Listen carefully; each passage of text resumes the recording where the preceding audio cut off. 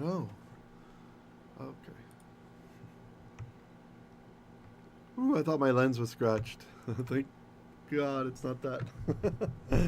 Ooh. Hey, shalom, everyone. How are you guys? We are back in the graphic novel. Shalom, Mentat Assassin. Better or Worst. Chesed Ken. Tet. Troy. Julie. Annie. Thea. Brenda. Michael. And Debs. Please make sure to say shalom if you can as you chime in if you're here with the live study tonight. I don't know if people thought there wasn't a study tonight because I canceled it last night. But anyway, here we are. I just want to make a real quick announcement. The next installment of our Apocalypse course is out there. I've shared the links with my monthly supporters over in Telegram. For those of you who were supporting on YouTube, I'm sorry that's down for a while. That means they're not charging you also, right? So why is it... Okay, my computer's complaining it's getting low on disk space, but I'm not saving anything. So, if you want access to the next installment of the Revelation course, that's our course in Revelation. Today's course, I talk about Midrash Rabbah and how that applies to Revelation 1, verse 4. And we start to look at the Greek of that and talk about the Hebrew a little bit. And I'm going to get out the next class also pretty soon. God willing, within the next few days or so. Probably at least by Sunday. Because, we went a little while before releasing some classes. So I want to make sure that you guys are getting that. So if you only were signed up on YouTube, and they've suspended all that stuff right now, then you can come over to t.me/Hebrew Literacy if you're a monthly supporter.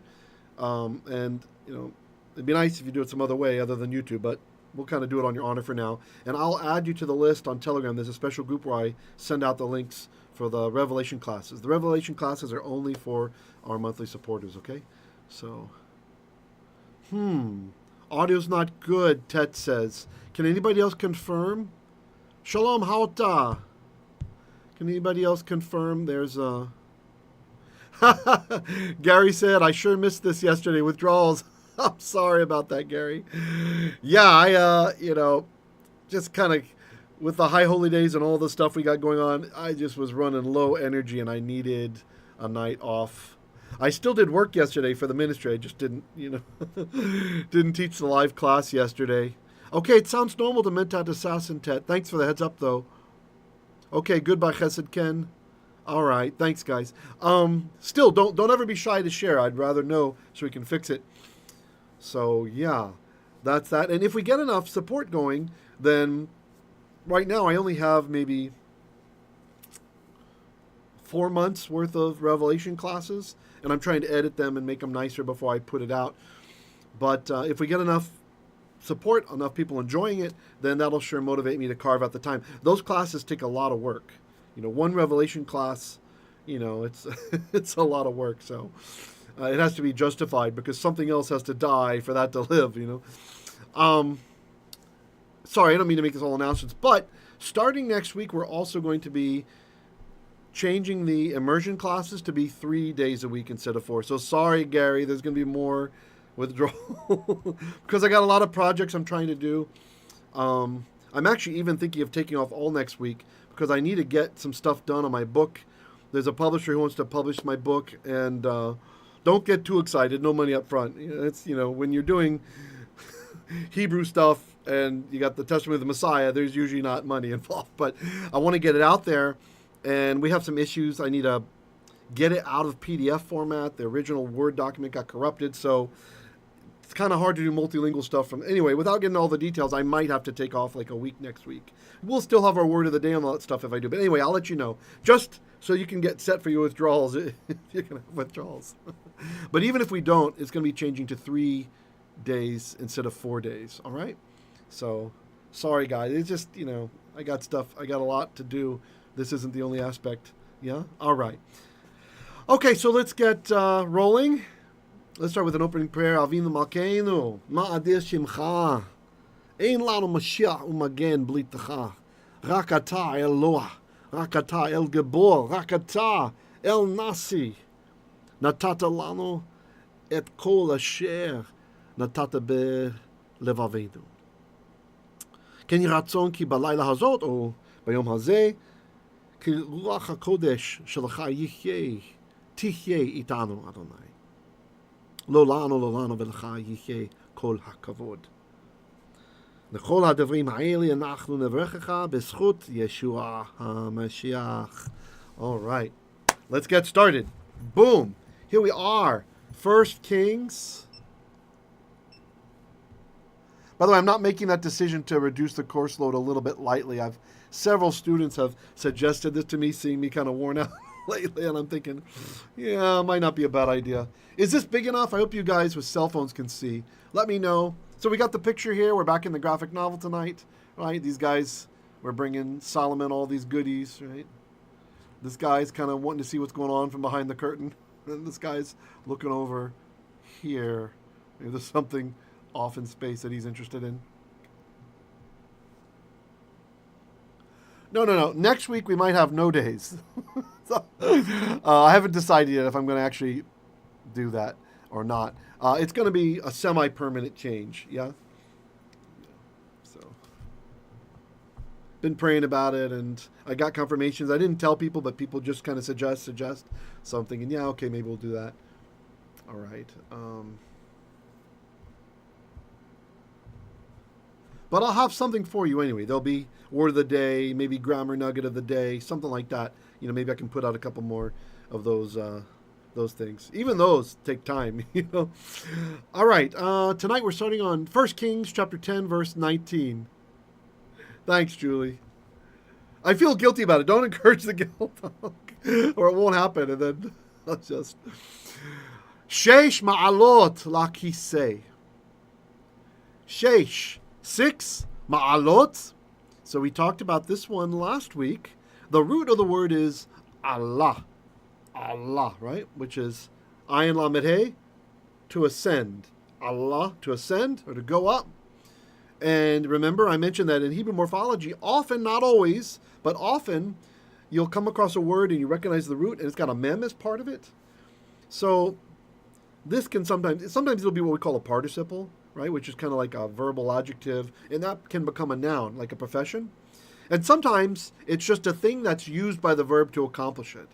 The model that I like to give is a zevach is a sacrifice, zavach is to sacrifice, and mizbeach, we have a mem on there, that's an altar. It's the thing that helps you to sacrifice, right?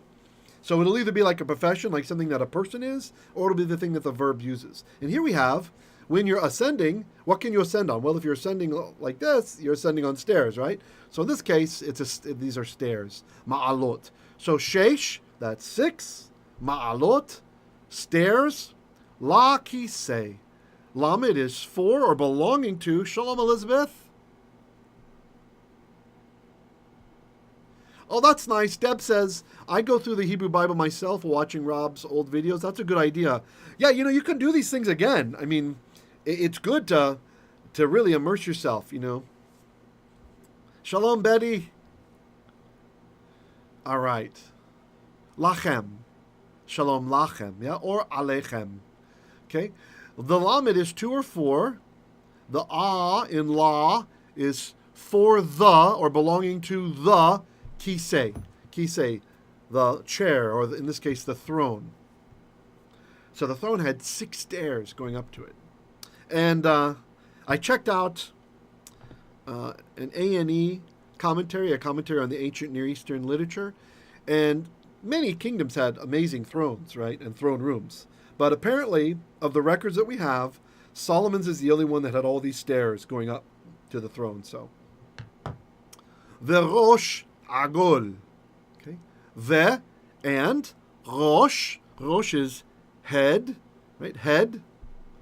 Agol. So Agol means rounded. Rounded.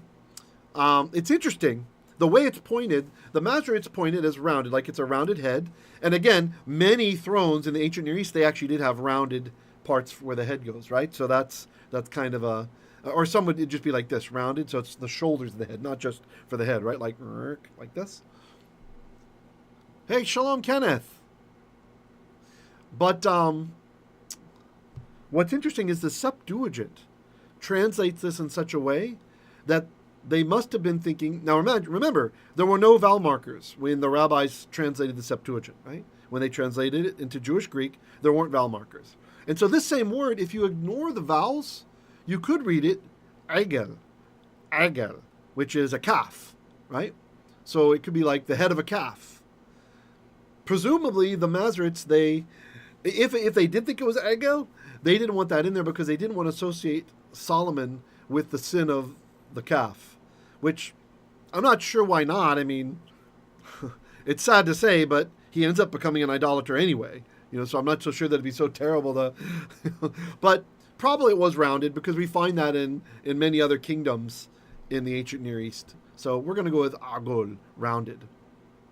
La kisei, belonging to the kisei. Le, belonging, a, to kisei. La kisei. Hey, shalom, Johnny. Boker tov gam lecha, achi. From California, he says in Hebrew. Hello, good morning from California. It's early for you, isn't it, Johnny? Good for you, being up early. Okay.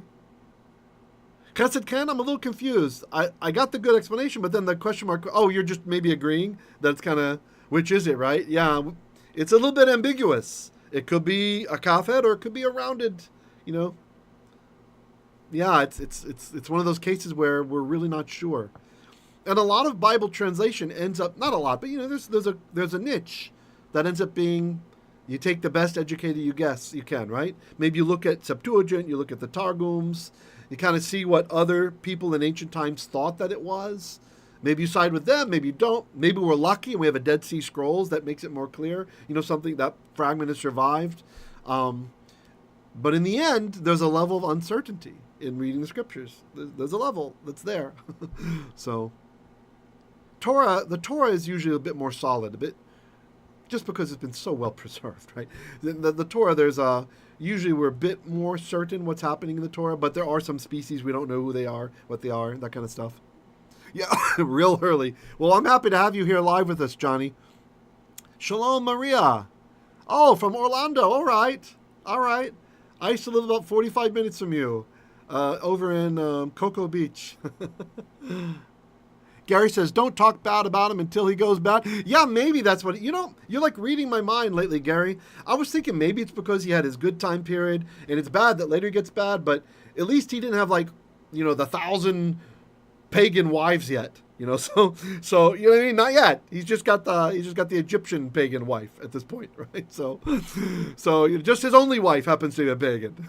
so they didn't wear on him yet. So that could be a point. It kind of gives us a lesson, right? In all his wisdom, he was able to prevent the one pagan wife from wearing him down. But the more pagans he added to his family, the more pagans, it wore him down, right? I don't know if you meant that as tongue-in-cheek, but it really could be. Maria says, thank you for your service. Many blessings. My pleasure. Okay. Me acharayv. Me. So this is from. Usually the word is min, right? When it stands by itself, but it contracts, right? You could say, the writer could have said min acharayv, right? But they wanted to contract it. He wanted to contract it. And so usually we'd say meh, and that noon would become a dagesh, a point in the next letter. The problem is aleph doesn't take a dagesh. By the way, don't flame me in the notes down below. Any of you, grammarians who are out there, I know it doesn't, quote, become a dagesh. Okay, these are memory techniques for understanding, okay? It's assimilation. It's causing the next letter to double. Okay, fine. But aleph can't take a dagesh. Aleph can't double. Okay? So instead, you could think of that dot as coming down and changing the one dot, the I, that's underneath the mem, into two dots. Tsere, me. So that's why instead of me acharayv, it's me acharayv. Okay, so me, from, achar is behind or after. So from behind, and then the vav at the end means him. From behind him. Me acharayv, from after him, or from behind him. Yeah, please check out what Admin Debs is posting. Great point. You can join us over at Hebrew Literacy. Mentat Assassin says, everyone please hit like. Yes, thank you, Mentat. Thanks for the reminder. Baruch Hashem. All right. Okay, I'm going to move it now. So the text is going to... Oh, I'm afraid this might be too small. Can you guys see the Hebrew okay? I'm going to go and zoom in a bit more. I know some of you are listening on the podcast, so if you're listening, that's okay. But for those who are watching, or if you can't see, I know we have some blind brothers and sisters who listen as well, so I'm trying to be cognizant of that and say all the words each time instead of just look over here. Okay? Veyadot. And, the ve is and, yadot, from yad. Yad meaning hand. And if you remember last time, I shared with you guys, when you're talking about human body parts, they usually have the dual ending, which is ayim, right? So you have an eye, ayin. 2 eyes is einayim. 3 eyes would be shalosh einayim. It's still got the dual ending, the ayim at the end. A hand is yad. 2 hands is yadayim. 3 hands, a monster with 3 hands is still, he's got shalosh yadayim. Okay, so it's still got the dual ending on the end. But there's a little nuancing that happens in architectural terms in Hebrew. When it's using body part terms, then usually, instead of using the dual ending, even if it's something that occurs in 2s, right? Instead, it will have a feminine ending. So here we have, and then here soon you'll see that lions totally disobeys, but yadot, instead of yadayim, it's yadot. So veyadot, so that's how we know they're not actual arms or actual hands, they're arm rests. The arm rests for the kisei, for the throne. Okay? Veyadot, and arm rests, mizeh umizeh. This is a Hebrew idiom. Literally it means from this, u and mizeh, from this, which means on each side, right? On each side. El, unto, makom hashavet. All right? El, unto, makom. It's makom. Now, we had this word in one of our Hebrew words of the day, months back. This was the word makom, not makom, makom, makom. But what happens is when you have a long ah sound, just before the accented syllable, makom, makom, and then you move the accent further away, that ah becomes a schwa, just a little vocal schwa, So makom becomes mekom. So when I see that this says mekom, even though the comic book here, the graphic novel, does not show the ta'amim, the sense signs, I still know it has to be construct. Because makom, I'm accenting it wrong because I'm trying to exaggerate, but makom is place, a place. But mekom is a place of. It's in the construct state. So mekom hashavet. Shavet, it's actually usually shevet. It's from the verb yashav. And for those who are watching, I'm doing the sign language for to sit. Yashav, yod, shin, beit, yashav, to sit. But this is what we call a pei yod verb. That means the first letter starts with a yod. And that yod will assimilate or disappear. And the shin has a dot in there. It has a dagesh, telling us there are 2 shins, because the yod is hiding in there. So shevet is like a seat or a place of sitting, right? Ha-shavet is the place of sitting. And the reason it's hashavet and not hashevet is because certainly, I'm not seeing them here in the graphic novel, but if we opened up a Hebrew Bible that has the ta'amim, the sense signs, the accent marks, the cantillation marks, the trope on it, then there's an etnachta surely there. That's the little wishbone looking thing. And that gave it an extra oomph to the memorizer, right? So they'd be reading along, Mezeh, Mekom HaShavet. Pause. Right? So there's like a oomph there. And so that vowel lengthens. It artificially lengthens. If this was not a memorized work, then we wouldn't need that, right? Like in normal biblical Hebrew, I'm sure when Solomon was writing it down, or his scribe was writing it down, they weren't thinking, they weren't thinking in their mind, Hashavet. Surely it was Hashavet, right? Because they're not having to memorize yet. But later on, as the mnemonic, we have the lengthening of vowels, okay? You don't have to remember that. This is just... Gary says, phone looks fine, full screen. Scroll back before you enlarge, still good. Okay, thanks for that, Gary. Good to know. Ushenayim arayot omedim eitzel hayadot. Okay. Ushenayim. U is and. Shenayim is two. And it's u instead of v because you can't start a word with two schwas in a row. The little colon signs. You can't do that. Usually, when we have two schwas in a row, the first one lengthens to a chirik, just the I sound, right? But you don't do it with vav. With vav, we have that special rule, the bump schwa rule. So if the first letter is a b or a m or a p, then we make it a u in front of that. That's the u and bump. Or if the first letter has a schwa under it. In this case, it does. The sheen has a schwa, or sheva for those of you who use the modern terms. So that's why it's u shenayim. And shenayim too. Sean, another person in Florida. Sean says, Shalom from Florida. Is that Hebrew Sign Language? No. You know, it's interesting. I thought about doing Israeli Sign Language, about using that one, but it's kind of hard to come by resources with this. And I was thinking about it. Really, the more benefit for everybody, I think, would be American Sign Language, because that's kind of the more international sort. I mean, there's Russian Sign Language. Yeah, there's signs in all different languages, right? But ASL has the most support. There are college courses in ASL, right? It's very difficult to find a place to study Israeli Sign Language. Yeah, and so, great! And so it's ASL that we're doing. And if you check the Hebrew Words of the Day, I have a playlist here. On this channel, on Hebrew Literacy, there's a playlist called the Hebrew Word of the Day, and there's another one that's just called Shorts. We have little 60-second or less videos teaching a word, a high frequency vocabulary word. All of the newer ones, I've been doing the sign language as well, right? So it's just another way to anchor that in your memory, and maybe get some sign language for free too, right? For communicating with our deaf friends. Excuse me. Chesed Ken says, tremendous training. Oh, thank you, Achi. Very Baruch Hashem. I'm very happy to hear that. Hey, Shalom, Dr. Jones. Dr. Jones is in the house. In dem house. Deb says, I checked it. It does have an etnachta under the hashavet. Yay! Deb's confirmed. I'm not crazy. Thank you for that, Debs. All right. Hey, Riley says, I can see it. Good. All right. So continuing on. Arayot. Okay. So notice we have a plural here again. This is not a human body part, but it is lions, right? So instead of arayim, we have arayot. We are going to see also the masculine showing up, and that's kind of mysterious what's going on. So arayot, because they're not real, right? So there's lions. It's from the word ari.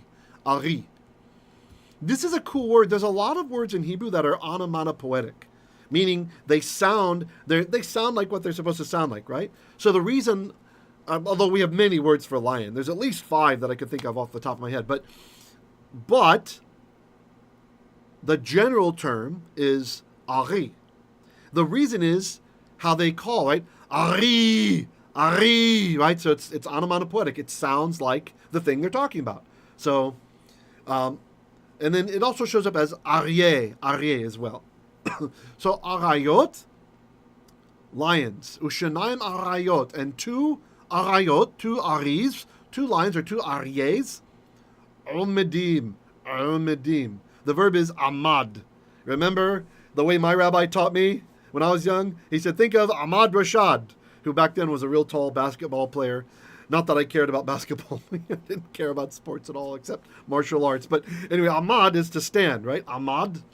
And omedim, well, this is what we call you don't have to know this. For those of you who want to know, the note takers, this is an active participle from that verb, right?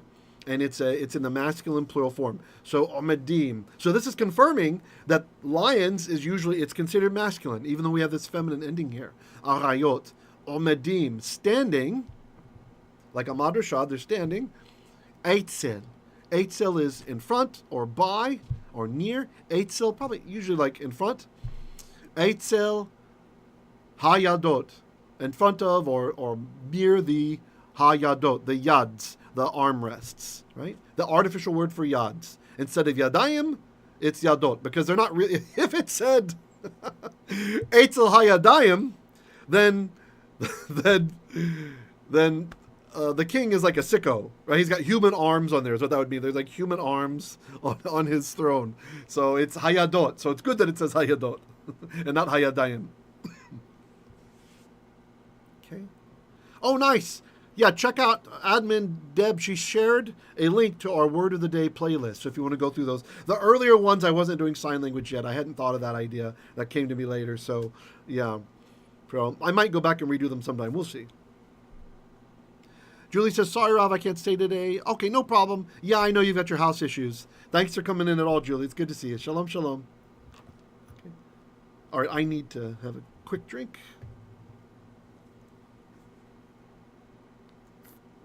For those who are wondering, it's kosher chai tea latte.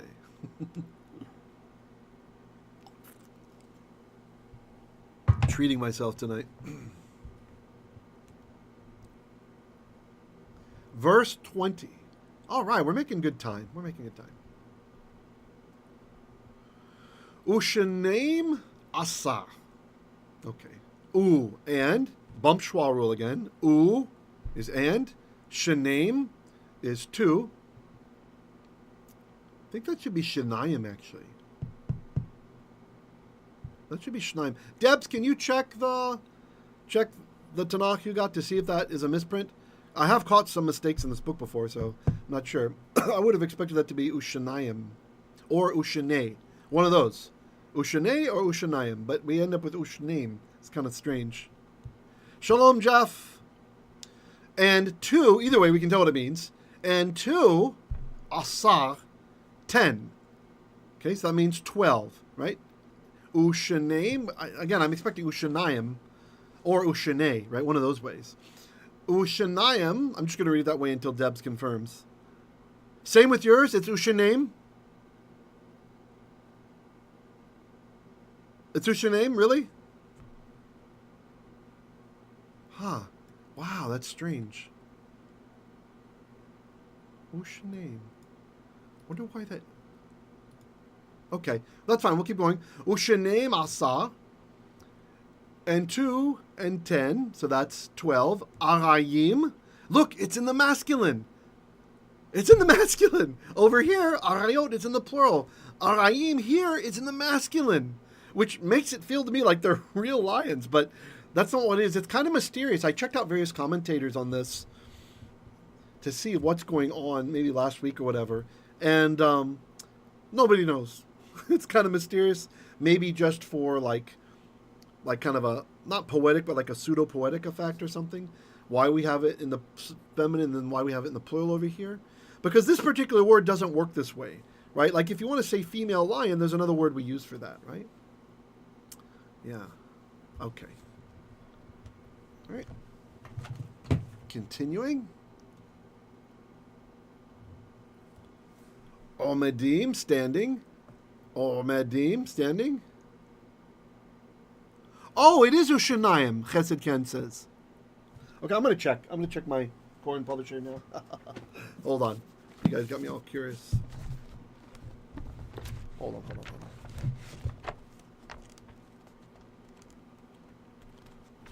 Hold on just a sec, folks. I want to see it with my own eyes.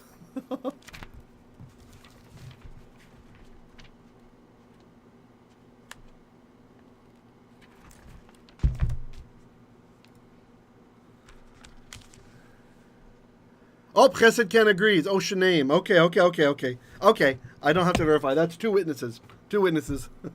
Okay. You know, I wonder if it was maybe just the local dialect or something, right? We have come across some other things where Solomon speaks a little strangely, at least compared to like Torah Hebrew. He speaks a little bit different. Deb's copy-pasted it. Omedim, standing. Sham, there. Al, over or upon. Shesh hama'alot. Shesh, 6. Hama'alot, of the stairs. Mizeh umizeh, on one side and the other, or on both sides. Lo na'asa. So the verb here, asa, you know asa, right? Ayin, sin, hey. It's to do or to make. Oh, thanks. Deb's copied from Sepharia. Oh, that's a good idea. To do or to make. Okay. Oh, look, it's like I got a crown on. Oops, don't mean to block the king. That is inappropriate. Inappropriate. There we go.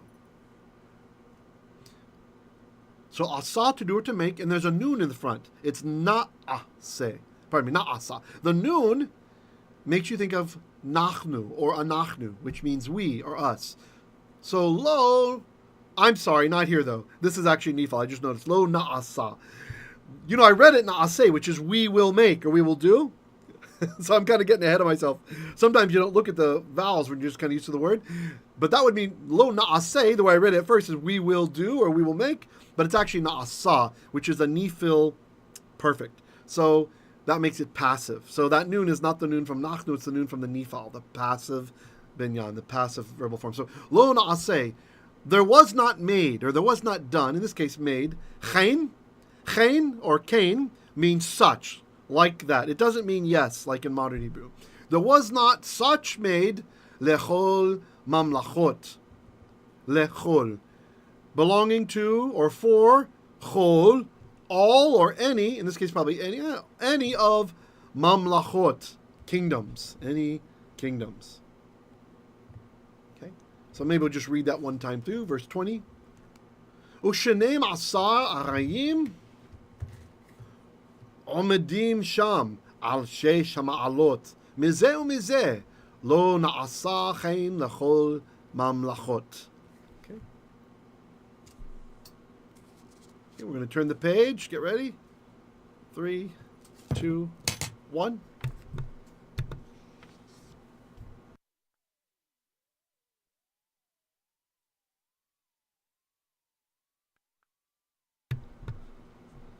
Okay.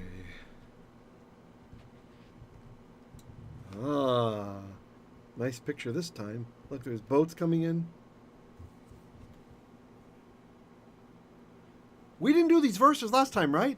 I mean, I checked the video from last time to see where it ended, but it feels so familiar, like we looked at these pictures and stuff. I don't know. Maybe, if we did, maybe folks need it.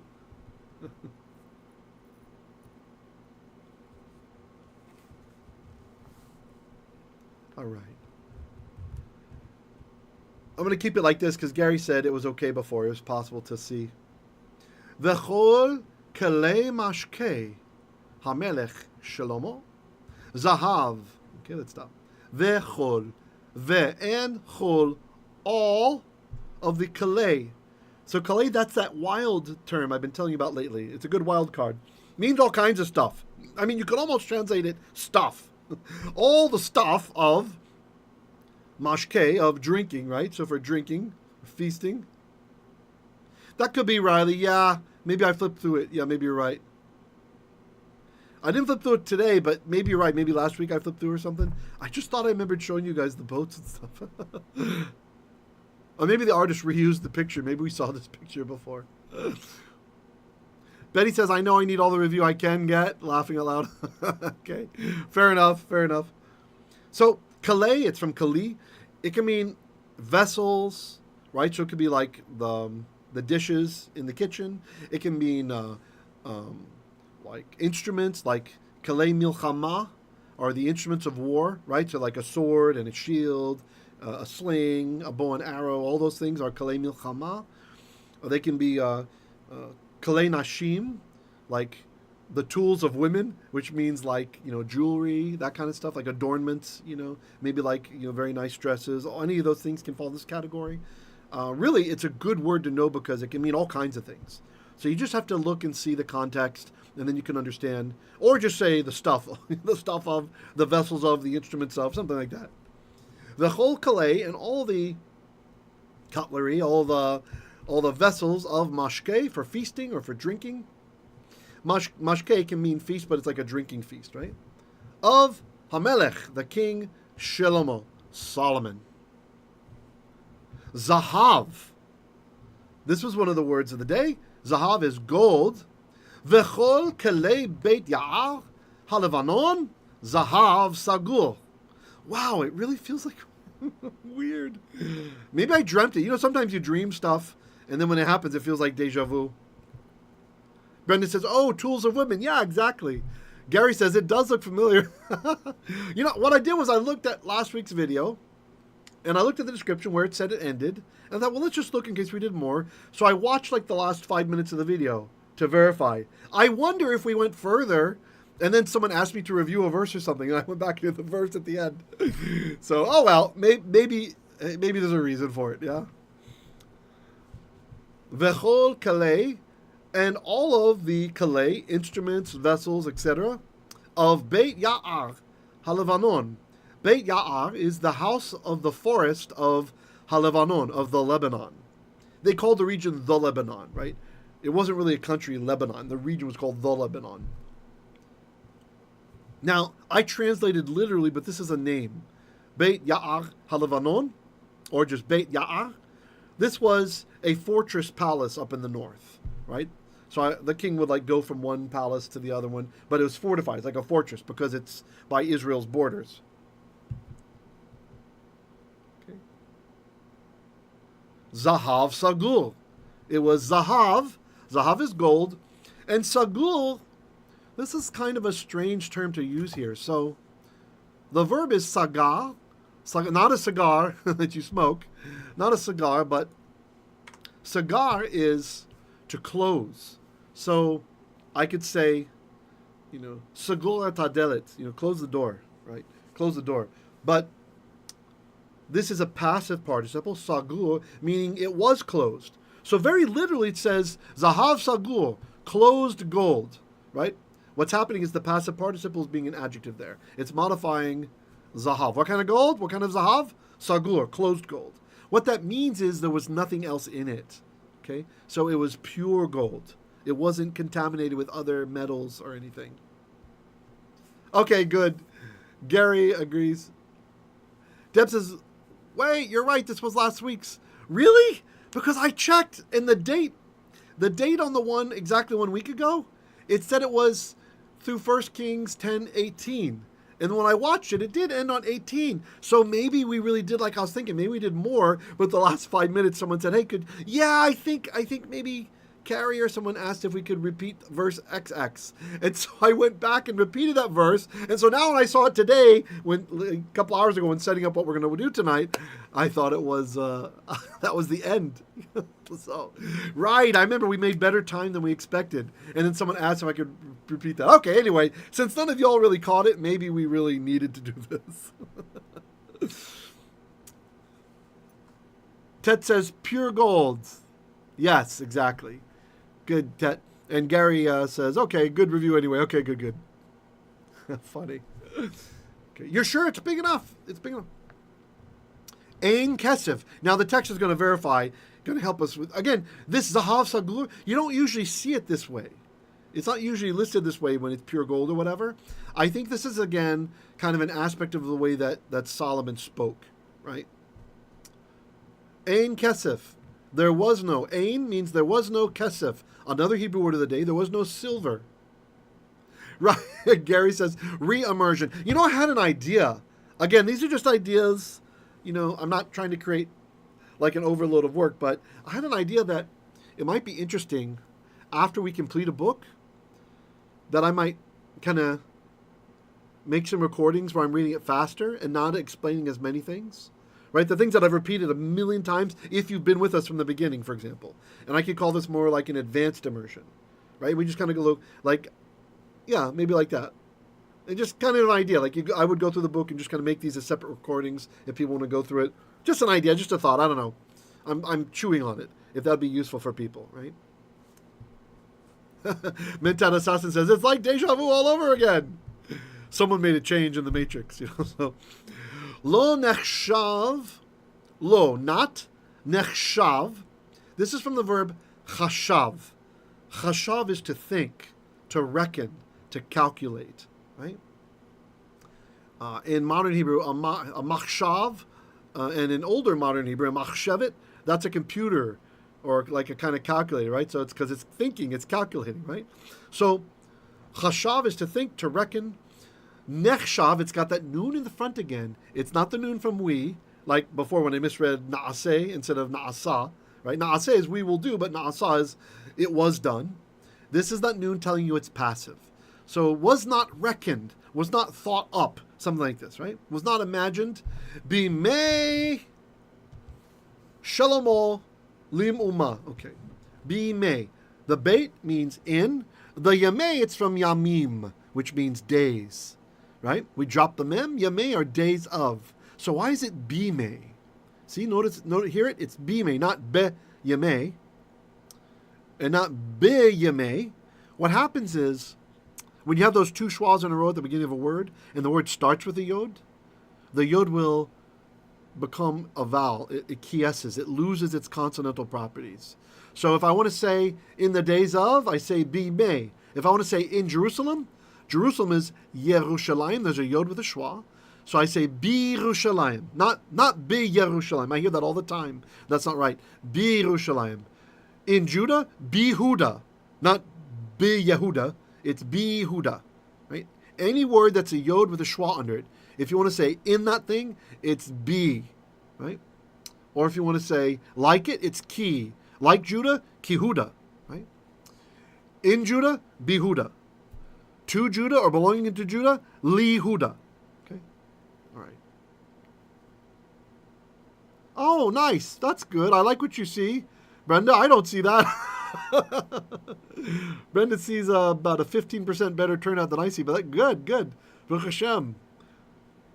That means if the number's what you see, Brenda, then that means about 67% have liked. So please click like, guys, if you like what we're doing. So we can keep growing to tell the algorithm, hey, it's decent stuff. Bimei, in the days of Shalomo. Why is it the days? Because Shalomo, right? When you have a chain like that, something of something else, if the last word is a name, it makes the whole thing the. Lim Uma. So Lim Uma means for like blemishness, without blemish. Me'uma, like without blemish. Okay. Whew. All right, how are we? 42 minutes. Okay, I predicted 22 verses. Oh, that's a long one. Let me just get a drink and then we'll do more.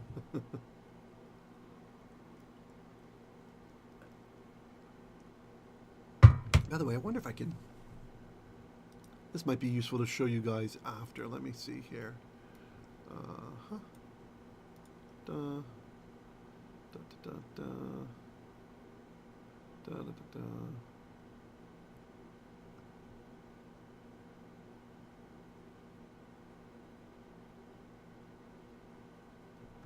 Yeah, okay. We'll see. Maybe. All right. Verse 22.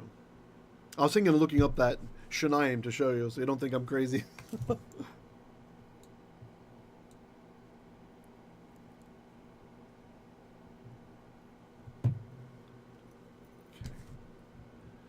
Ki oni tarshish lamelech.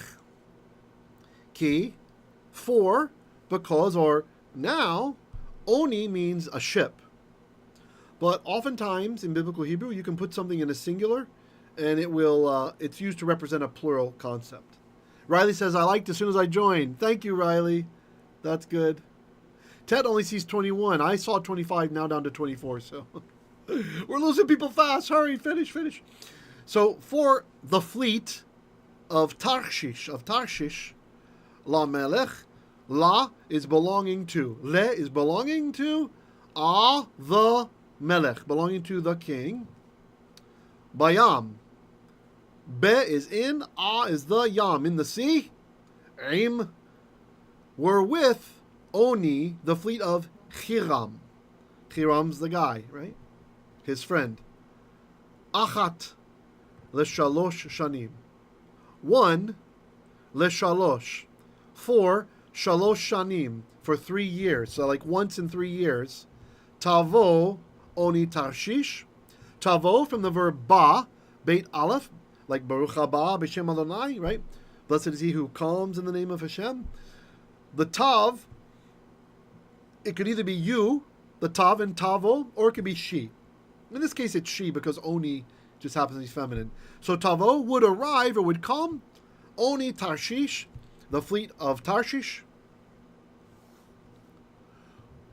Nose'et, from the verb nasa. Remember, nasa carries things up into space. Nasa is to carry. So nose'et, this is a feminine active participle for those of you who care about that stuff.